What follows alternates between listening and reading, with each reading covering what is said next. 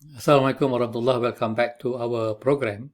So earlier I was trying to impress the fact that Sharia compliant bank should be able to perform better than conventional banking, given that it is based on the Quranic prescription of Albay over riba. So anything that is uh, based on the Quranic law is a better alternative, and therefore we would expect that Islamic bank that is fully compliant to the Sharia and Islamic law are able to perform better because the product offering are based on sale or Albay, and therefore the character of Albay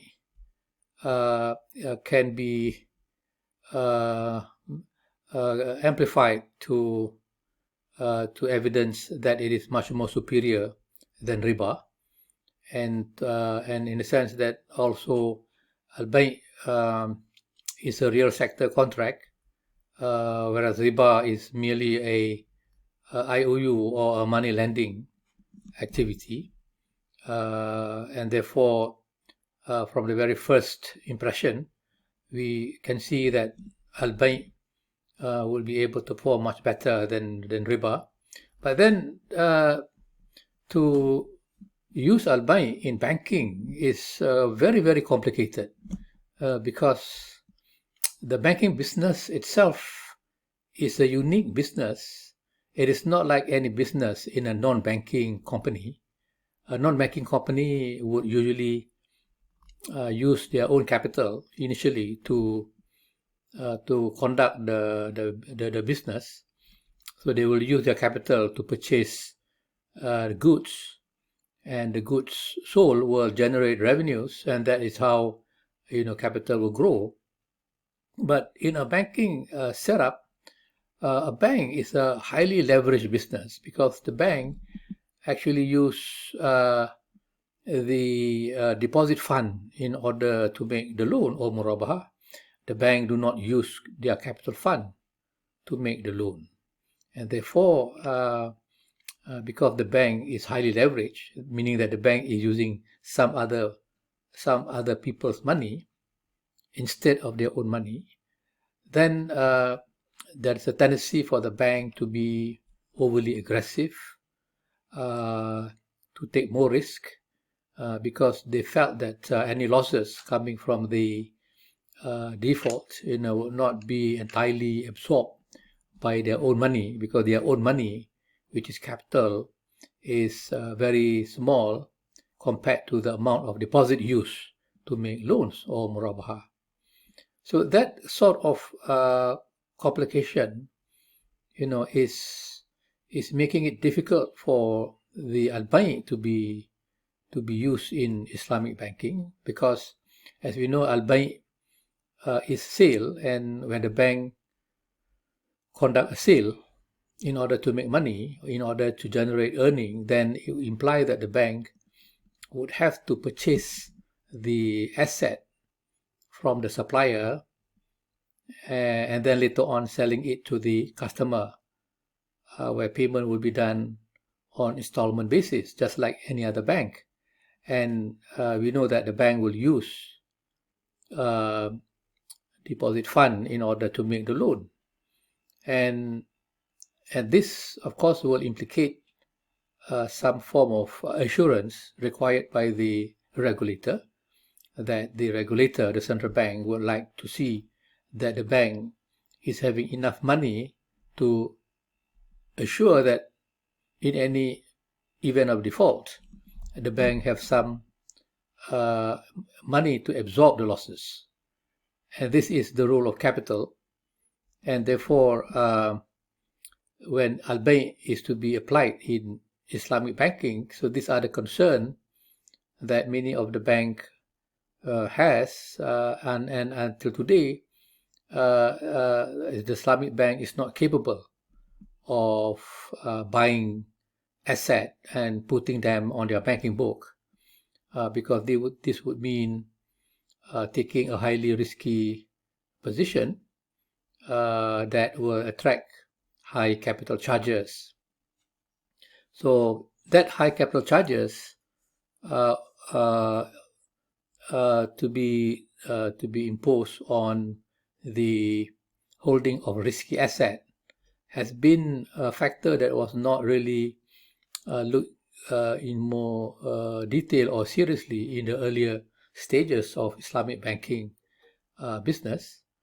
And we keep on assuming that the Islamic bank should be able to do through sale or to do through leasing, meaning that the bank will buy the equipment and own the equipment and will lease out the equipment and will be holding the equipment over the duration of the lease. So this is operating lease. And what more to do through sale under the object finance modality. And then some of the observers or academia, were looking forward to see the Islamic bank to do mudarabah and to do musharakah, funded by deposit fund. And this, of course, will be very risky for the bank because the mudarabah and musharakah will not guarantee any kind of profit, but the danger will be much more felt because any danger from loss in the mudarabah project funded by deposit fund would be absorbed by the bank. So if when this modality is utilized over the years without any kind of reform or change or any kind of overhauling of the funding system, so the Islamic bank will keep on not able to do through sale or through leasing or to do partnership because the risk carried by the bank is enormous. Apart from the fact that the bank will have to hold high capital, to cover the expected losses or unexpected losses, there are some limitation that the bank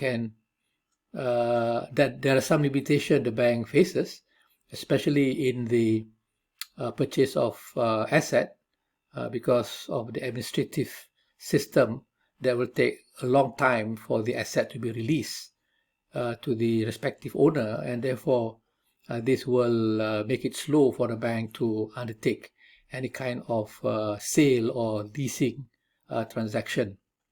So as I said earlier, there must be a way out.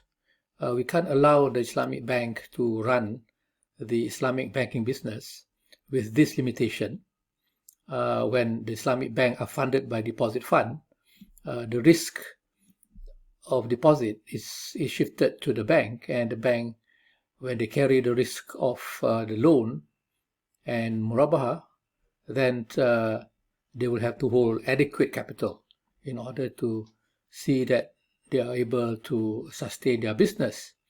And this would, however, affect how well the bank is able to promote economic growth, contribute to financial stability, and how the bank is able to profit from their business and able to attract investors, to invest in the bank. And if the bank is making losses, then their share value will come down and the bank will be in trouble, right?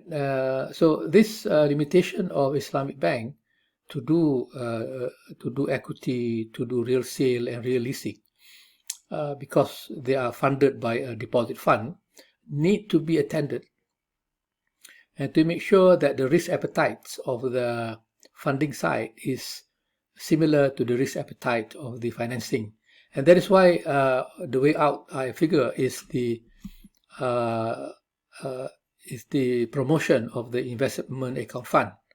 So the investment account fund has been instituted fully in Malaysia in 2013 via the Islamic Financial Service Act to ensure that the bank is segregating or segmenting deposit fund from investment fund, because earlier the investment fund is called Mudarabah investment deposit. It is still a deposit, despite that it is labeled as investment. So this is an issue that may require some kind of Sharia compliant assessment, because mudarabah, investment deposit, is an oxymoron. Deposit is a loan, but a loan contains a mudarabah principle. That will not jive. And therefore, the IFSA 2013 have basically liberated the mudarabah investment account into a fully investment account where the risk in that fund will be fully carried by the investor and not the bank. And the alpha factor, will be 0, where bank will not be holding the risk of the exposure, but these risks are now handed on to the investor, who are willing to take the risk because the fund is an investment fund, and therefore the investor would be able to know what are the risk profiling of project they intend to partner with. And this is what the investment account is all about. And therefore, to move forward, I presume that this is how the Islamic Bank should be promoting as much as they can how Islamic investment account can be mobilized in order to fund the real sector contract that Islam have furnished for the Islamic banking, through sale, through leasing, mudarabah, musyarakah, istisna, salam. These are the real sector contract that can readily be pursued using investment account. And therefore, I'm very positive about this modality, and Islamic Bank should be looking into this matter seriously, and to ensure that that in 2023 that the central bank it will make some good move in order to promote or to incentivize Islamic Bank to to use the investment account in order to move the Islamic Bank further up into the ladder of success. But as for now, if the Islamic Bank is still using deposit fund to do their business, they will end up doing financing that is based on collateral. The more collateral is presented, the lower will be the profit rate. The less collateral, higher finance charges. If that modality is used, this is exactly what a loan transaction is. And we know that the Islamic Bank is doing by Al-Ina and Tauro, based on this modality, that that the risk is defined by the collateral, and therefore how much the bank can make money depends on what are the risk appetite that is acceptable to the bank. And so there's not much fresher and new approach to profitability in banking, except what we have seen in the conventional banking, which is replicated today in the Islamic banking by way of the use of tawarruk and murabaha financing.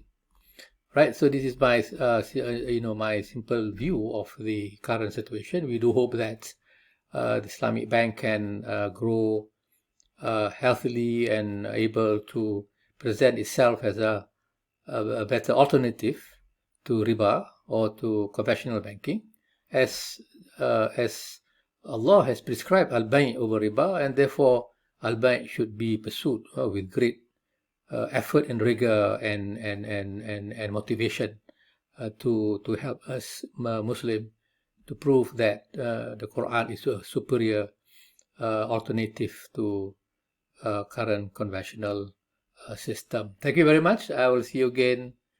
Please don't forget to comment and to share and to subscribe. Assalamualaikum. Thank you.